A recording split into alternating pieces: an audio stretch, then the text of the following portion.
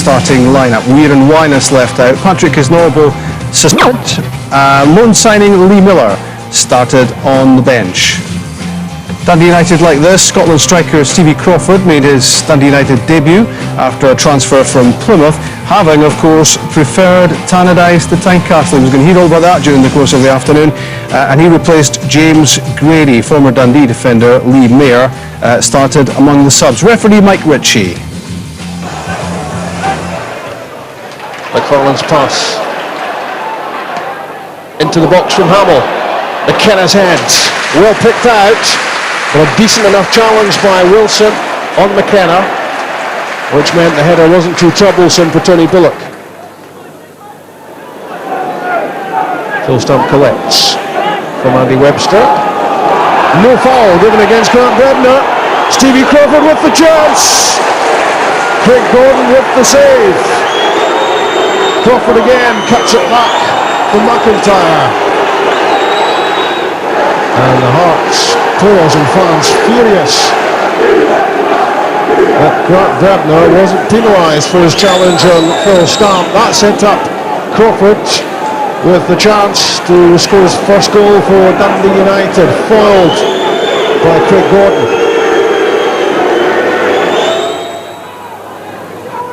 Wilson's cross, Presley stretching for the header, helped out by Andy Webster. And Dundee United have a free kick 25 yards out, and this in just the sort of position that Barry Robson likes. His efforts, his goal, spectacular from Barry Robson. 19 minutes gone and the deadlock is broken in some style.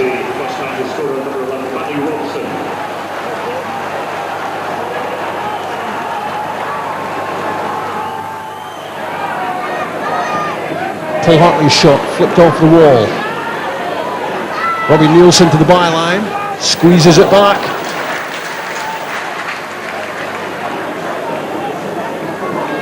Webster got a touch, and it ends up in the arms of Tony Bullock.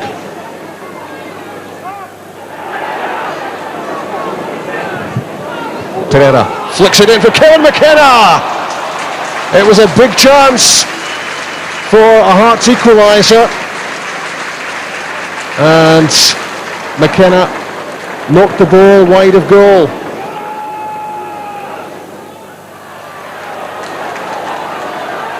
Now Paul Hartley, always the man most likely to make things happen for Hearts.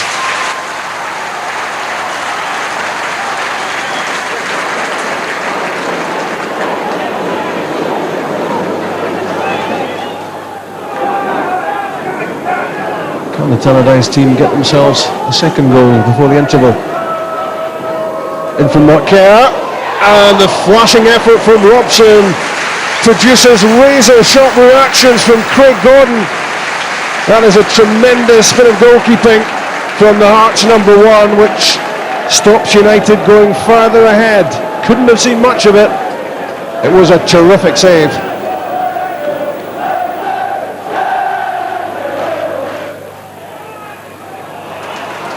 Stamp's flick works out for Hartley. Paul Hartley's shot. Tony Bullock's save.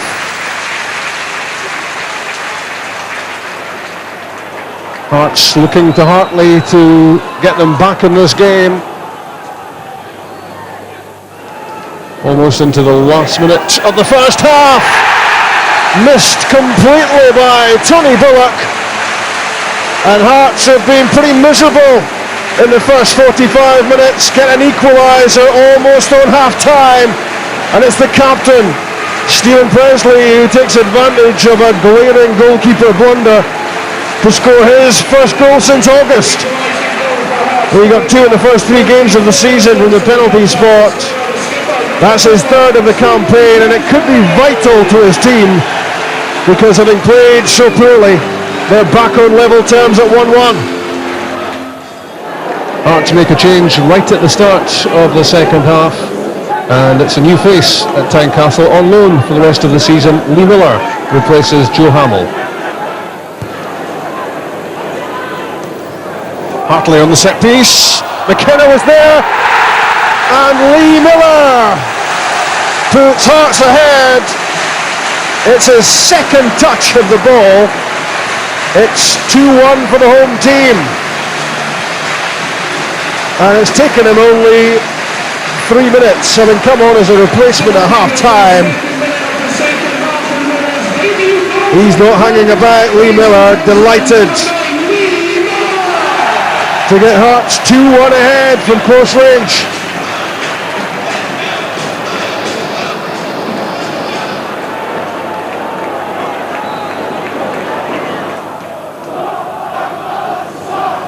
In from McCracken. Webster's header. And Barry Robson was caught by a high boot from Robbie Nielsen. And this could be a problem for Hearts. Just outside the penalty box.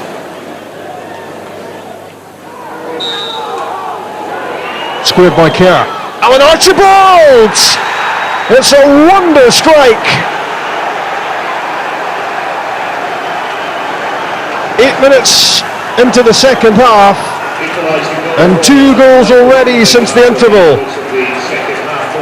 Well, Barry Robson's was a belter in the first half, and that was unstoppable. In the second, it's 2-2.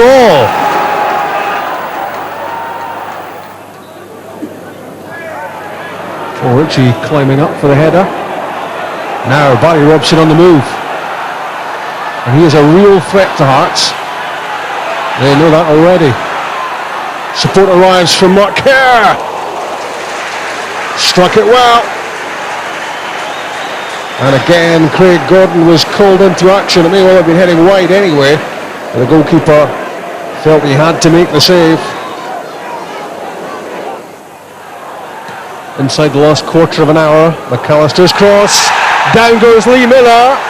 And the penalty claims are waved away. Loud calls for a penalty kick from the Hearts fans, but Mike Ritchie looked distinctly disinterested.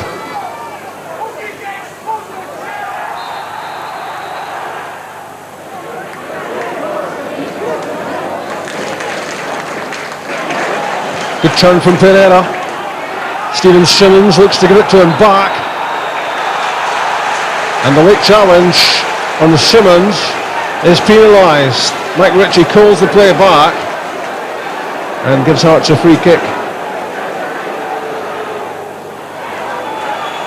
So 85 minutes on the clock, and I think we know what Paul Hartley's going to try here.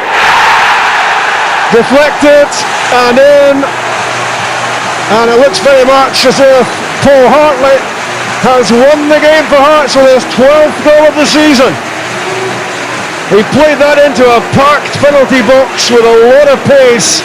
It was always going to be difficult to defend, and the minute it took a deflection, Tony Bullock didn't have a chance. 3-2 Hearts. A minute of stoppage time added already. The last chance for United. There's David McCracken. What a chance for McCracken, who scored against Rangers in United's last outing. And there was a massive opportunity for him to salvage a point for United here. Dundee United were by far the better team first half. We were slow at the blocks. Our passing wasn't as fluent as it's been. We didn't get going at all, and I said to the players, we were the luckiest team alive to get in at 1-1 at the break. Elvis has come forward, scored the goal, and we've managed to settle them down and put a lot better second half, create a lot more chances, and got a wee break at the end to win it. But it's tough on United because it looked as got one of these games that both teams had put a lot into, and we're going to take a point each. But we're delighted with 3 points. If we'd have been 2-0 up, even 3-0 at half time, we wouldn't have flattered us. We played ever so well. We missed a couple of great chances, and their goal had one of those days. It was 2 or 3 great saves. So we're gutted. We're gutted for the supporters who were marvellous. We're gutted for the players who gave everything. And it's hard to react to that after the game in the dressing room. We don't really know what to say at times. We've just got to keep going like that, and things will turn. There's no doubt about it. Ian McCall running out of things to say, I think, after another pretty strong Dundee United performance, which brought them nothing at all in the way of points. I wonder if it would have been different had Stevie Crawford scored inside the first few minutes of the match. They got ahead, of course, anyway, through Barry Robson. But what a chance on your debut to get your first goal for your new club. I think it was actually a foul there and Phil Stamp, to be fair, but you'd fancy Stevie Crawford here, but as Ian McCall said, Craig Gordon had an excellent day. He is an excellent goalkeeper, and I bet he's not taking much stick there, Stevie Crawford, when he's over with them Hearts fans, but nevertheless he is capable. I think this is a free kick, so in the balance of play, probably, didn't deserve to get the goal there, but what an ideal way to get off to a good start for your new club. And he will score goals for them, Rob, Stevie Crawford, because he has got that quality about him, certainly in the SPL, and I'm sure he will go on to be a good asset for Ian McCall.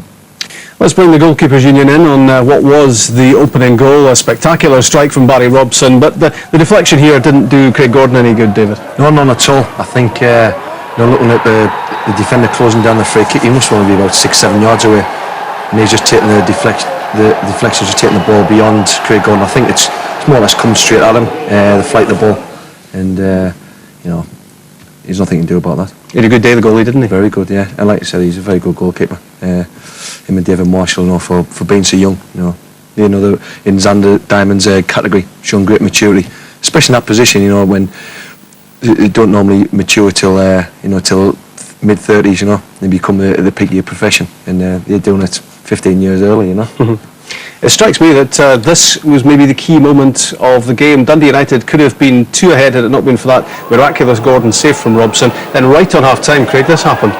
Yeah, I've got to say it's a mistake from the goalkeeper. He loses it in flight, and then you've got 2 United players standing arguing about who should be picking up Stephen Presley. None of them did. It's a decent ball in, but it should be getting dealt with, and Presley's there. He's not bothered. He's going to stick it in the back of the net and reel away. But I think that's been the problem for Dundee United all season, Rob. Set pieces. They've lost 3 goals in that game to set pieces. They were winning against Rangers the other week, 92nd minute, whatever it was, set piece. Lost 2 points in that game, so they really have to sort that out, because their general all-round play at times recently in the last 3 or 4 weeks has been very, very good. If they can stop the goals in at the other end, which is easier said than done, then they will get away from the bottom of the league. I will say one thing in defence of Tony Bullock. At least he was the one Dundee United player that was alive to the situation. He was the only one that Why did I know you were going to get someone in there? He was the only one that reacted at all in the box, and I think he hasn't been helped out by his defenders there, certainly. All right, he owes you one now. Lee Miller hopes his Hearts career continues to go like this, because it took him only 2 touches to score his first goal for the Tynecastle team, on loan, of course, for the rest of the season from Bristol City.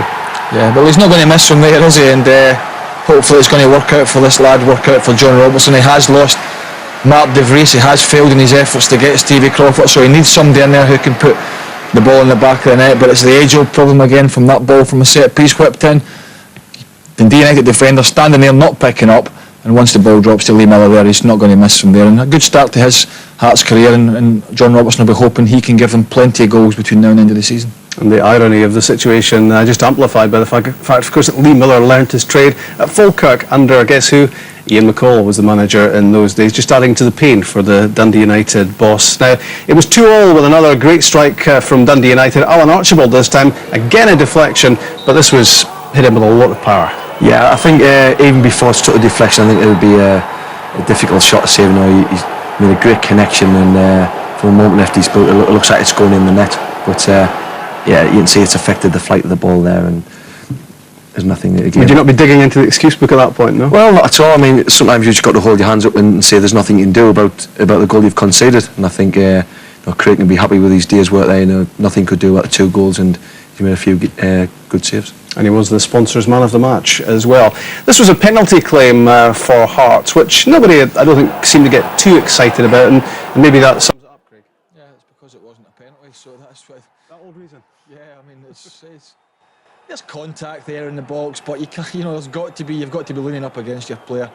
He doesn't do much wrong there. He goes down far too easily, and the referee calls this one correctly. It had been harsh on Dundee United if that had been the case, and as I say, good decision from the official. So one Lee had a dream debut, Lee Miller scoring for Hearts. Another Lee didn't do so well when he came on in the second half for Dundee United, Lee Mayer, the former Dundee player who had the misfortune to put his head to Paul Hartley's free kick 5 minutes from time, and that ensured it was going to fly past the Dundee United goalkeeper. Yeah, it's just the defender's instinct, you know, when the ball comes across, he just wants to get something on it. I think he feels the danger is that if he doesn't get something on it, it's going to go in the bottom corner. Unfortunately for him, you know, Tony had us covered and he's just deflected it past him. Going to your club, Rob, when you've played in the city for the rivals, and now you've gone back, you've turned Dundee down as he did, and he's went to Dundee United. Didn't please Jim Duffy, wouldn't have pleased the Dundee fans. He'll want to get off. He's a good lad, Lee Mayer, and a good player. He wanted to get off to a very good start to his Dundee United career, and it just hasn't happened. But unfortunate for him, but I'm sure he'll pick himself up. The Hearts fans love Lee Miller already. He's off to a great start. Dream debut, you can't ask for better than that. 2 yards out and it falls to me. First touch to win the free kick and second touch and it's in for 2-1. Yeah, like I say, can't ask for any better. Ramon done well to battle and it just fell to me in 2 yards. The same couldn't be said for Stevie Crawford, who powered in 80 minutes for Dundee United, needed the action under his belt because he hasn't played a full match for a long time, but of course he missed that early chance.